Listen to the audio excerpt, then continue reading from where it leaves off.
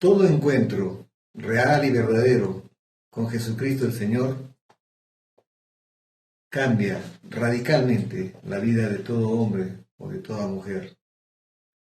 Hoy los saludo, día domingo, día del Señor, 14 de junio, en el precioso nombre de Jesucristo, para compartirles palabra de Dios, para compartirles el mensaje de salvación.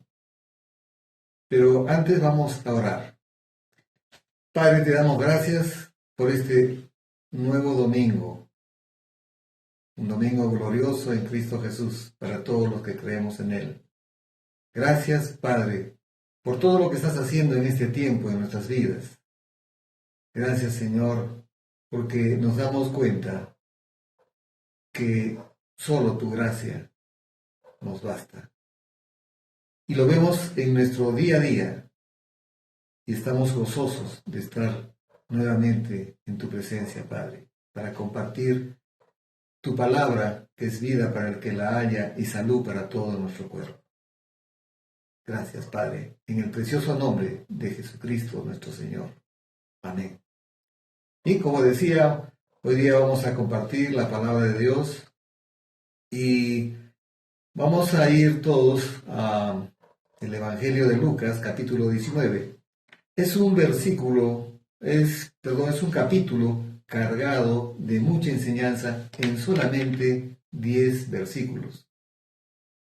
Hoy día vamos a ver todos juntos, ya todos están con sus Biblias abiertos en el capítulo 19 del Evangelio de San Lucas.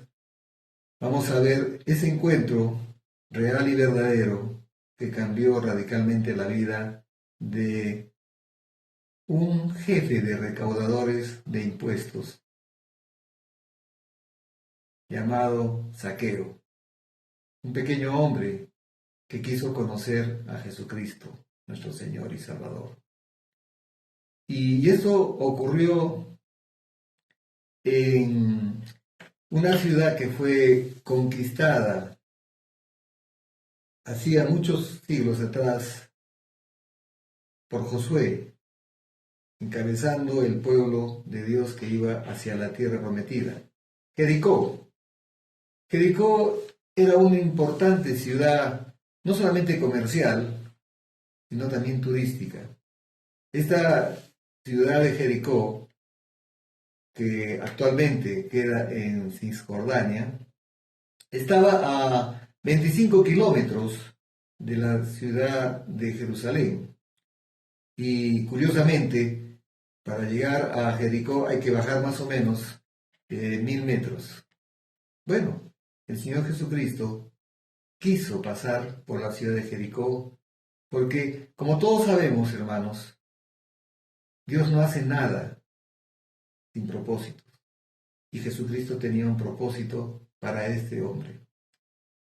Me parece que algunos predicadores han distorsionado un tanto la personalidad de Zaqueo, pero curiosamente el nombre Zaqueo significa puro, inocente.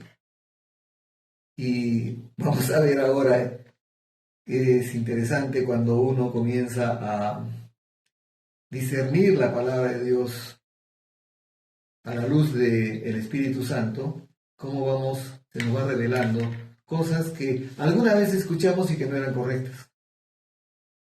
Por eso es importante siempre que nosotros sepamos que toda la Escritura es inspirada por Dios y útil para enseñar, para redarguir, para capacitar, para instruir en justicia, a fin de que el hombre de Dios esté capacitado para toda buena obra. Y entonces, si toda la Escritura es inspirada por el Espíritu Santo, entonces el Espíritu Santo hoy día nos va a enseñar. Y vamos a ir a la Escritura. Ya todos estamos en Lucas capítulo 19, versículo 1. Antes, para entrar siempre en contexto, porque nosotros no podemos tomar solamente un versículo, siempre tenemos que entrar en contexto. El Señor Jesucristo había pasado muchas ciudades, inclusive por Samaria. Y ya entrando a Jericó, tuvo un encuentro con un ciego que había clamado a él para que le devolviera la vista. Y ahora está entrando a la ciudad. Quiero recalcar algo. Este encuentro entre Jesús y Zaqueo, registrado solo por Lucas, muestra el valor que Jesús da a las personas despreciadas por las autoridades religiosas. Un recaudador de impuestos era considerado por el pueblo no solamente un traidor, sino un pecador.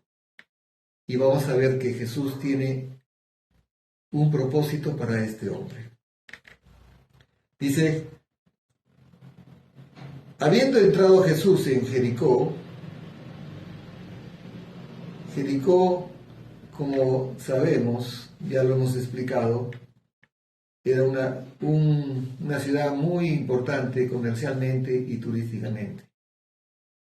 Entonces, un recaudador de impuestos no necesariamente tenía que ser un hombre malo, pero por las actividades que se realizaban en esa ciudad, cargadas todas de impuestos a favor del Imperio Romano, entonces podía ser un hombre rico.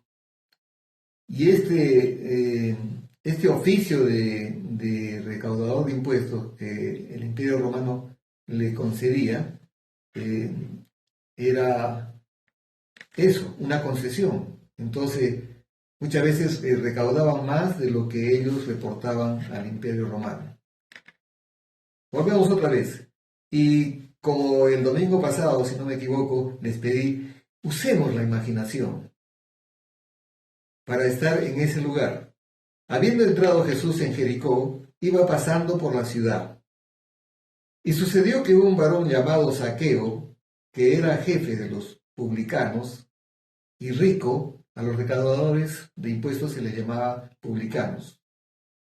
Y rico, y destaca eso, y rico, procuraba ver quién era Jesús, pero no podía a causa de la multitud, pues era pequeño de estatura.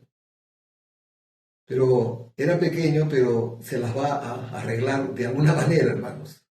Y corriendo delante subió a un árbol sicomoro para verle. Esos árboles sicomoros eran higueras de origen egipcio, eran árboles bajos con ramas gruesas.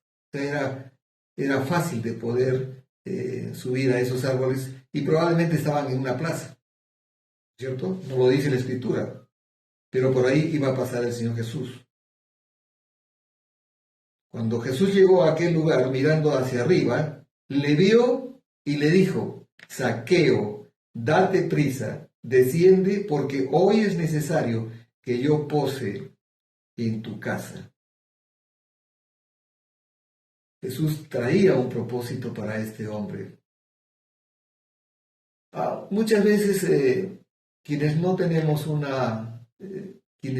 o antes no teníamos una relación con el Señor, decíamos, uy, qué suerte, uy, qué casualidad.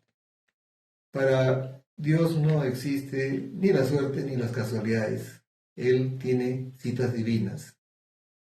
Y cada uno de nosotros, los que estamos viendo y los que estamos escuchando la palabra en este día, podemos dar testimonio de eso. Entonces Jesucristo tenía un propósito para este hombre. Entonces él, o sea, Zaqueo, descendió a prisa y le recibió gozoso. O sea, no era solamente un simple interés o una curiosidad por saber quién era ese hombre tan famoso, porque Jesucristo se hizo famoso por las manifestaciones sobrenaturales que, valga la redundancia, manifestaba él cada vez que estaba con la gente. Milagros, prodigios, señales. Entonces, no solamente era esa curiosidad. Entonces, él descendió a prisa y lo recibió gozoso. Al ver esto, todos murmuraban.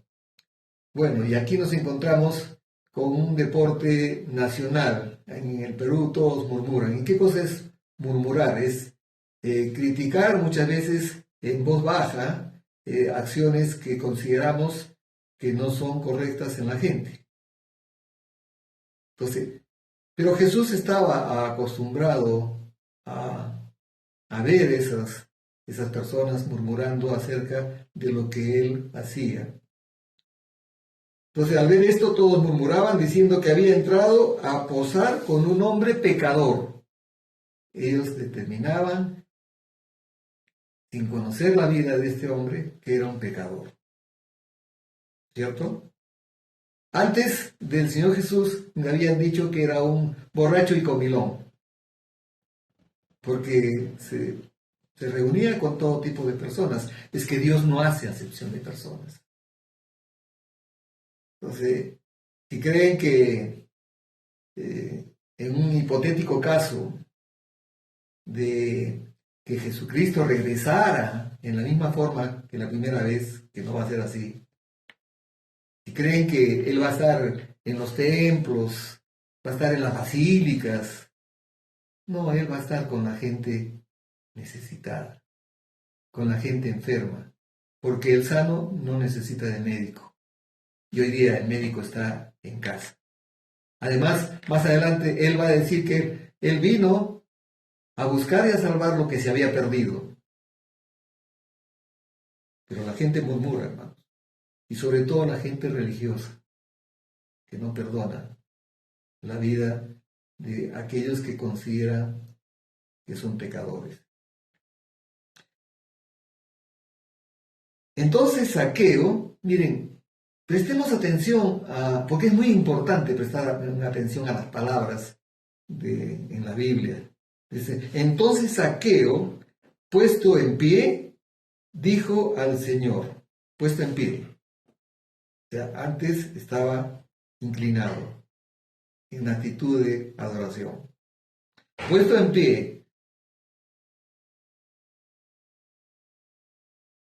dijo al Señor, he aquí, Señor, y le dice Señor, no le dice maestro, le dice Señor. Hay un reconocimiento tácito de que Él es Señor.